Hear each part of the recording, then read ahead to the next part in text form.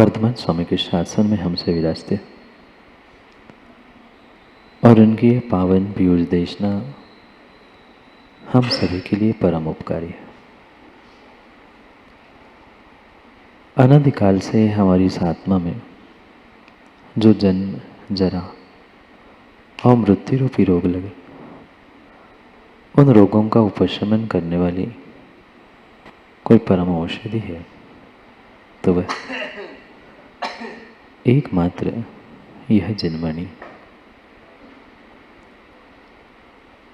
भव्यात्माओं, जीवन में कोई भी कार्य हम जितनी सहजता से सोचते हैं शायद उतनी सहजता से होता नहीं, क्योंकि जो कार्य हम करना चाहते हैं उस कार्य के पीछे की जो व्यवस्था है, या यूं कह दे कि कार्य क्या है, कार्य कैसे होता है, ये सोचे समझे बिना ही कई बार हम कार्य करने लग जाते हैं। और शायद इसीलिए उस कार्य में कई बार सफल भी नहीं हो पाते। एक नहीं अनेक पहलुओं को हमें कार्य की सफलता के लिए, जीवन की सफलता के लिए समझने की आवश्यकता है। यूँ देखा जाए तो मेहनत करने वालों की, पुरुषार्थ करने वालों की संसार में कमी नहीं है। और दूसरों को क्या देखे, हमने भी संसार में, इस जीवन में मेहनत कम नहीं की, पर कौन से कार्य में हमें किसे आगे करना, कौन मुखिया है, या हमें इस कार्य को किस प्रकार से करना, ये सोचे समझे किए बिना वह कार्य फेल होता रहा। ऐसा नहीं है कि हमने मेहनत नहीं की, कुछ करने का प्रयास नहीं किया, प्रयास बराबर किया, और मात्र प्रयास नहीं, अतः मेहनत भी की, मैं उस कार्य में सफल हूँ, कार्य क्या जीवन में भी सफल हूँ, पर शायद अभी तक नहीं हो पाए, क्योंकि ये निर्णय मेरे पास नहीं था कि उस कार्य के साथ, उस जीवन के साथ, उस वस्तु के साथ हमें कैसा डील करना है, कैसा व्यवहार करना है, कब क्या करना, कब क्या नहीं करना। ये विवेक मेरे पास जागृत ना होने के कारण से किया कराया काम भी कई बार फेल हो गया, हुआ। भले ही हम उस बात को स्वीकार कर पाए ना कर पाए, कई बार सुनील सर मुख तक आया हुआ ग्रास भी छूट गया। क्यों? क्योंकि किस समय हमें मुख खोलना था, किस समय उसे अंदर लेना था, ये हमने विचार किया ही नहीं। और जब तक ये निर्णय मेरे पास नहीं है कि इन क्रियाओं के पीछे का मुखिया कौन है, मैं करने वाला कौन है, तब तक कभी हम सही समय पे सही मंजिल तक पहुंच ही नहीं सकते।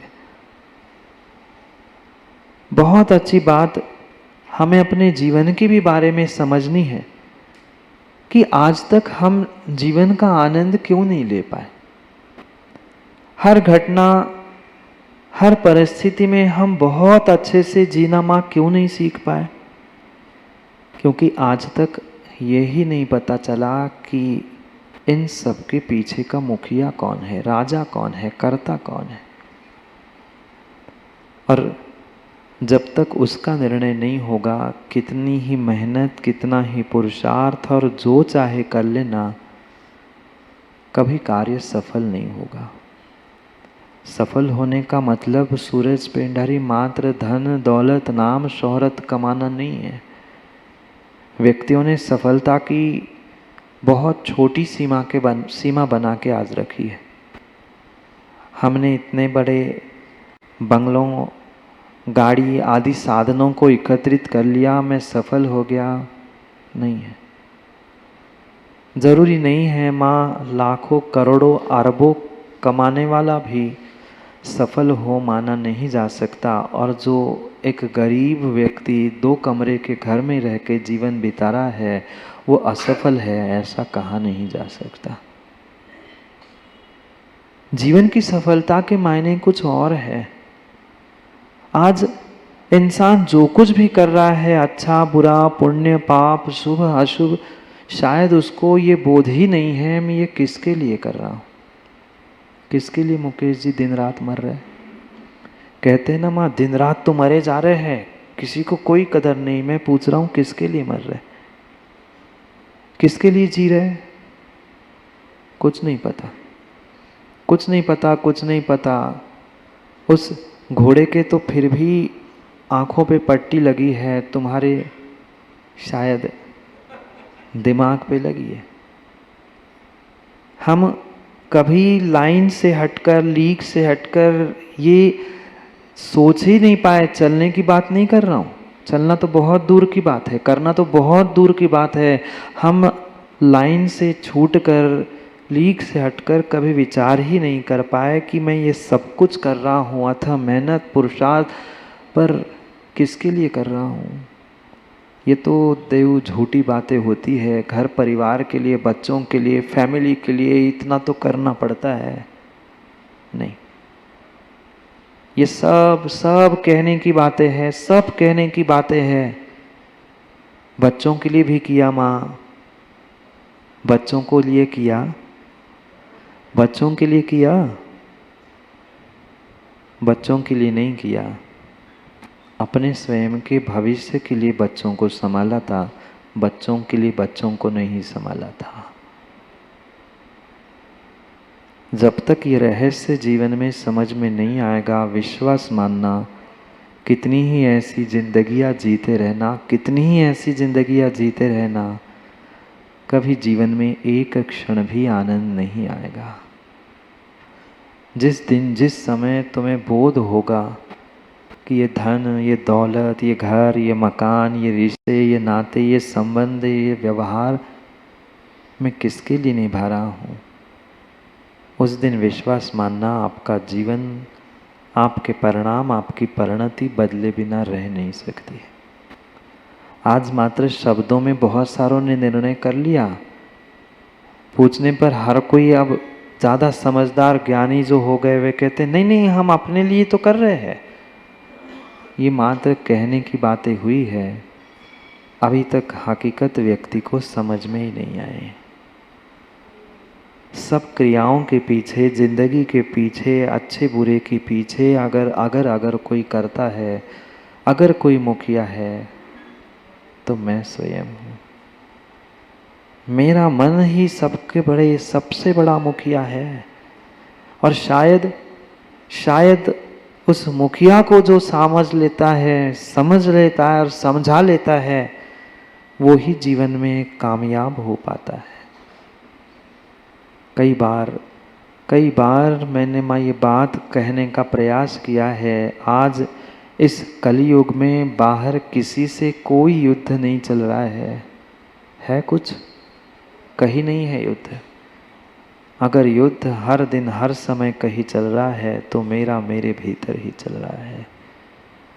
शत्रु भी मैं हूँ, मुखिया भी मैं हूँ, सैनिक भी मैं हूँ, घोड़ा, ऊंट, वजीर, प्यादा भी मैं हूँ।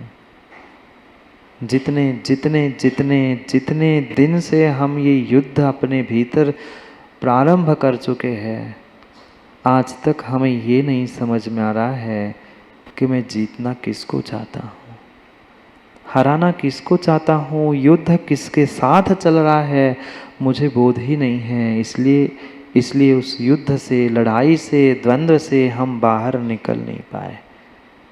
कि सामने वाला शत्रु समझ में आ जाए, कि मेरे टीम में कौन है ये समझ में आए तो युद्ध बंद हो। हमें यही नहीं पता कि मैं कौन हूँ, मेरे साथ कौन है, सामने वाले की टीम में कौन है, कभी खेल नहीं हो सकता। खेल कभी खेल नहीं हो सकता। ये जीवन भी बिल्कुल बिल्कुल ऐसा ही है। मैं अपने आप के साथ लड़ रहा हूँ कई भवों से, वर्षों से नहीं कह रहा हूँ, कई भवों से मैं अपने आप के साथ ही लड़ रहा हूँ। करूँ कि ना करूँ, हाँ कि ना, ऐसा कि वैसा, अच्छा कि बुरा। नहीं आते ना विचार। यहाँ बैठे बैठे भी कई बार आते हैं, भगवान के सामने बैठे बैठे भी कई बार विचार आते हैं। घर गृहस्थी दुकान व्यापार की तो बात छोड़ ही दो, बोलो ना माँ नहीं आते। पूजा करने की पुस्तक उठाते ही 2 मिनट तो सोचने में लगते हैं कि आज कौन सी पूजा करनी है। बताओ ऐसा होता है? 1 आध मिनट 2 मिनट नहीं लगते हुए 1 मिनट तो संकल्प विकल्प आते ही, विचार आता ही है। कल किया था, आज सोमवार है, आज शनिवार है, ये वो ये, फिर कर तो लो, टाइम हो रहा है। कब तक ऐसे ही हम भटकते रहेंगे और कब तक अपने आप के साथ लड़ते रहेंगे? ये पक्का है, ये पक्का है, ये पक्का है। एडवोकेट चैतन्य जी, एडवोकेट दूसरों का पक्ष लेकर तभी तक लड़ता है जब तक वह स्वयं से लड़ रहा है। युद्ध दूसरे से भी करते हुए व्यक्ति दिखता है, पर युद्ध दूसरे से भी मां तभी होता है जब व्यक्ति का अंतरंग में निर्णय नहीं होता। उसको सही दिशा दिखाने वाला, सही मार्गदर्शन करने वाला मुखिया राजा नहीं होता। इसलिए वो पुनः पुनः भटकता है, पुनः पुनः भटकता है। उस राजा, उस मुखिया, उस कर्ता को ही खोजने की आवश्यकता है। ये सब कुछ जिंदगी में कर रहा हूं, मैं क्यों कर रहा हूं, किसके लिए कर रहा हूं?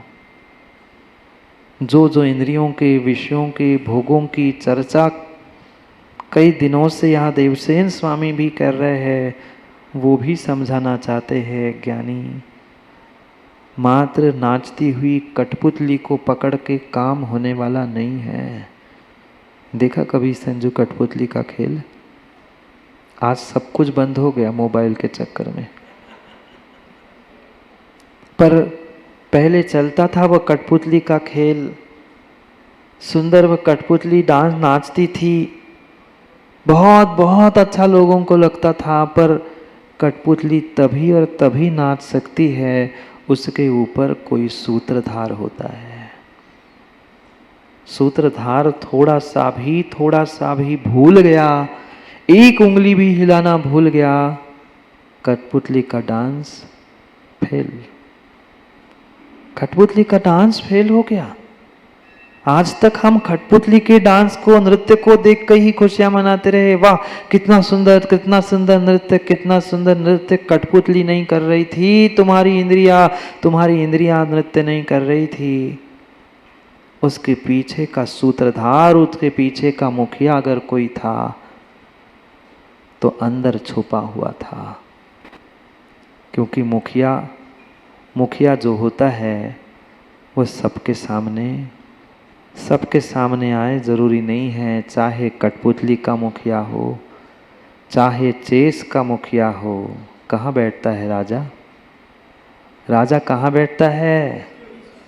बीचों बीच बैठता है। हाथी, घोड़े, ऊंट, प्यादे, इन सब से घिरा हुआ अंदर बैठता है। चाहे असली राजा को देख लेना, चाहे असली मुखिया को जाकर देख लेना, वे कभी इतने खुले, इतने सहजता से सबके सामने नहीं मिलते। ये भी जो अंदर छुपा है ना, ये भी जो अंदर छुपा है, ये भी जो अंदर छुपा हुआ जो मन रूपी मुखिया है, सूत्रधार है, वो किसी को नहीं दिखता। आंखें देखती हुई दिख रही है, कान सुनते हुए दिख रहे हैं, नाक से सूंघता हुआ दिख रहा है, स्पर्श इंद्रिय से भोगता हुआ दिख रहा है। पर ज्ञानी ये सूत्रधार नहीं है, ये कर्ता नहीं है, ये मुखिया नहीं है, ये राजा नहीं है। वो तो कहीं और छुपा है, वो तो और कहीं छुपा है, वो तो कहीं और छुपा है। और जब तक मुखिया की खोज नहीं होगी, राजा की खोज नहीं होगी, तब तक तुम कितने ही प्यादों को जीत लेना, कितने घोड़े, ऊंट, वजीर तक भी पहुंच जाना, पर जीत तुम्हारी हो नहीं सकती है। जीत तुम्हारी हो नहीं सकती। पुनः पुनः पुनः पुनः वह अंदर बैठा हुआ राजा मुखिया धक्का दे देता है, तू कम थोड़ी ना है। आ गए पुनः वही जहाँ से हम बचते हुए उन इंद्रिय विषय भोग पाप कषाय से पुनः लौटने का प्रयास करते हैं। जैसे तैसे तो बचते बचते बचाते हुए आगे बढ़ने का प्रयास करते हैं। फिर भी क्वचित कदाचित कभी उन इंद्रियों को हम समझा पाते हैं, पर अंदर बैठा हुआ राजा पुनः आज्ञा देता है, जाओ हमला करो, किसी दूसरे पे नहीं, हम अपने आप से लड़ रहे हैं। बोलो ना, संजू नहीं लड़ रहे हैं। क्या करे क्या करे क्या करे, जीव समझ नहीं पा रहा है मुखिया कौन है, राजा कौन है, कैसा होना चाहिए, उसे हमने पहचाना ही नहीं है। मुखिया शब्द ही लिखा है जिसका जो मुख के समान हो। मुख कैसा होता है? कितना ही दुख हो कितना ही कष्ट हो, माँ मुख पे दिखाते हो? बोलो बोलो ना, नहीं दिखाते। अति हो जाती है तो दिख जाता है, समझदार व्यक्ति आंखों से पढ़ लेता है, ये भिन्न विषय है। पर हर इंसान हर व्यक्ति चेहरे पर मुख पे अपना दुख अपने परेशानी दिखाना नहीं चाहता, कभी दिखाना नहीं चाहता। चाहे घर समाज देश राष्ट्र कहीं का भी मुखिया क्यों ना हो, वह मुख के समान ही होना चाहिए। कष्ट आ जाए दुख आ जाए परेशानी आ जाए, माता पिता ही मुंह लटका के बैठ जाए, आने वाली पीढ़ी क्या करेगी? आने वाली पीढ़ी क्या करेगी? कितना ही कष्ट कितने ही संकट कितना ही दर्द हो जाए, पर फिर भी उसे सहन करते हुए ये सामने वाले को प्रतीत नहीं होने देना, ये मुखिया का काम होता है। उस मुखिया की खोज करनी है, उस राजा की खोज करनी है। कौन है? कौन है वो राजा? कौन है वो राजा? कौन है वो राजा जो मुझे आज तक दुख दे रहा है? कई लोगों ने इंद्रियों को दोष देते हुए इंद्रियों को तोड़ना मरोड़ना फोड़ना भी सीखा। ऐसे भी साधक और ऐसे भी तपस्वी है भारत में, जिन्होंने अपने इंद्रियों में ताले डाल दिए। आंखों से पाप होते इसलिए अपनी आंखों को फोड़ लिया।